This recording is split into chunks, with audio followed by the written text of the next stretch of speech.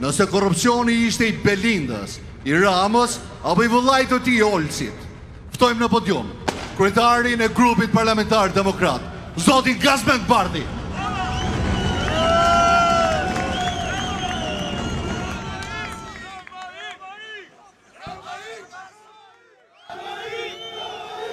Të dashur qytetarë të Tiranës dhe gjithë Shqipërisë, motra dhe vëllezër, demokratë dhe qytetarë të lirë të Shqipërisë.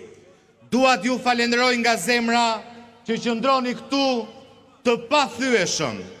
Ju falenderoj që edhe kur zhgënjimi ka qenë i madh, nuk e keni humbur dinjitetin. Ju falenderoj sepse forca juaj është kthyer gjithmonë në shpresën tonë përbashkët, në shpresën e Shqipërisë. Mbi gjitha ju falenderoj për besimin që i jepni Partisë Demokratike dhe opozitës shqiptare në një kohë të vështirë, në kohën e sundimit të kolerës, korrupsionit dhe të krimit të organizuar. Prania juaj sonte në këtë shesh madhështor, proteste do të thotë vetëm një gjë. Kjo shoqëria shqiptare ka ende një zemër, ka ende guxim e do ndryshimin. Këto ditë kam takuar shumë prej jush, kam dëgjuar shqetësimet tuaja, lodhjen, dilemat tuaja, revoltën tuaj për gjërat që po shkojnë keq. Dhe po, në çdo takim që kam patur me ju të dashur demokratë dhe qytetarë të lirë të këtij vendi, të stërmunduar, kam marrë prej jush vetëm një mesazh. Ju nuk dorëzoheni, të gjithë bashkë ne nuk dorëzohemi. Nga ju në këtë shesh dhe në çdo takim ka mësuar leksionin më të madh të jetës time politike, se sakrifica dhe besimi janë dy vlerat më të mëdha që na kanë mbajtur gjithmonë në këmbë.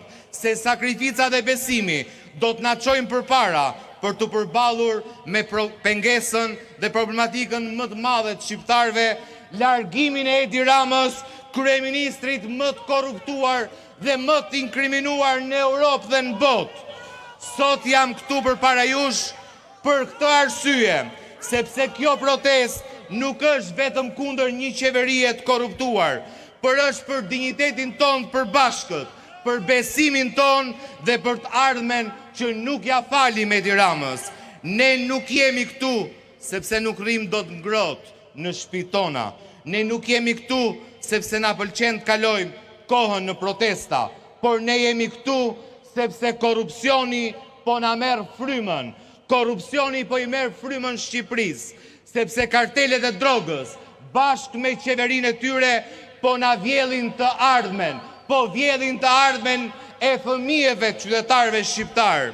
Edi Rama, Belinda Balluku, banda kriminale dhe kartelet e drogës që qëndrojnë pas tyre, duan që ne të kemi frikë, duan që ne të heshtim. Edi Rama don që ne të ulim kokën, duan që të mendojmë se jemi të pashpresë. Bashkë me çetën e tyre, të mega hajdutëve, ai do që ne të besojmë se në këtë vend të gjithë janë njësoj, se asgjë nuk ndryshon. Por ne jemi këtu për t'u treguar se ata e kanë gabim dhe se e keqja nuk do të triumfojë. Ne jemi këtu për t'u thënë hajdutëve dhe kriminalëve të qeverisë se koha e tyre ka mbaruar. Tani është koha e qytetarëve ndershëm të Shqipërisë.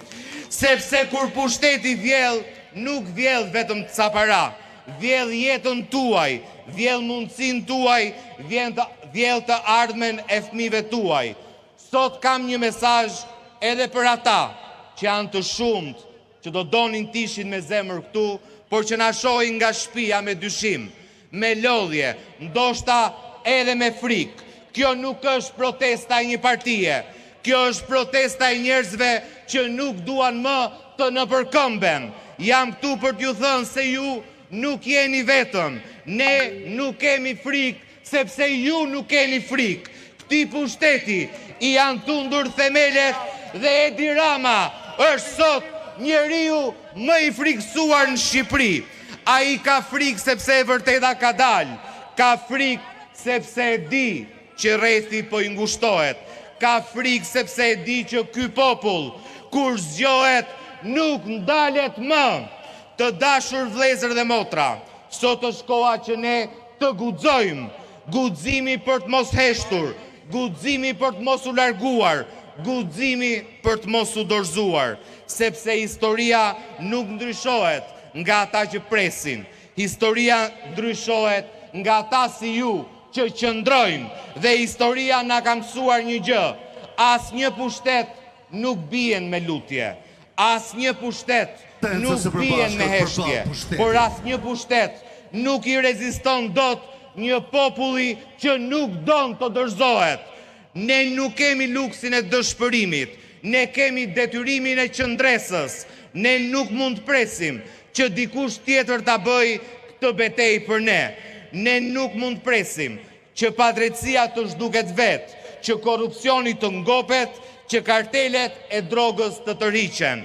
Ne sot jemi në këtë shesh për të thënë me zë të lartë, na dëgjoj Shqipëria dhe gjithë bota, nuk do të heshtim, nuk do të trembemi, nuk do të tërhiqemi.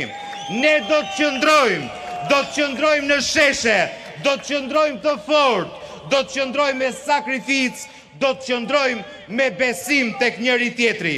Nga sot Edi Rama duhet ta ketë të qartë. Qytetarët do t'i ketë përballë deri në largimin e tij. Jo sepse këtë e themi ne, por sepse frika ka ndryshuar krah. Sepse për herë të parë pushteti po reagon, pushteti po justifikohet, pushteti po nervozohet, sepse për herë të parë pushteti është trembur nga krimet e veta. Prandaj sot është koha për qëndres, të dashur vëllezër dhe motra. Sot nuk ju kërkohet të besoni tek një individ, as tek një parti, as tek një slogan. Sot ju kërkohet të besoni tek vetja juaj, sepse asnjë regjim nuk ka rënë nga fjalimet. Ka rënë vetëm kur njerëzit nuk kanë pranuar më poshtërimin si normalitet, sepse kur një popull ngrihet për dinjitetin e tij, asnjë pushtet nuk e ndal dot. Prandaj dhe qëndroni, rezistoni, mos u përkulni, qëndres sot, rezistencë nesër dhe fitore së shpejti për Shqipërinë. Faleminderit. Ai ishte i pari që përdori termin narkoshtet për qeverinë e Edi Ramës, që në vitin 2017. Shumë vetë rrudhën buzët, atëherë dhe më vonë, për koha i dha të drejtë Sali Berishës. Termi narkoshtet prej 2 vitesh ka bërë vend në titujt e mediave kryesore të botës.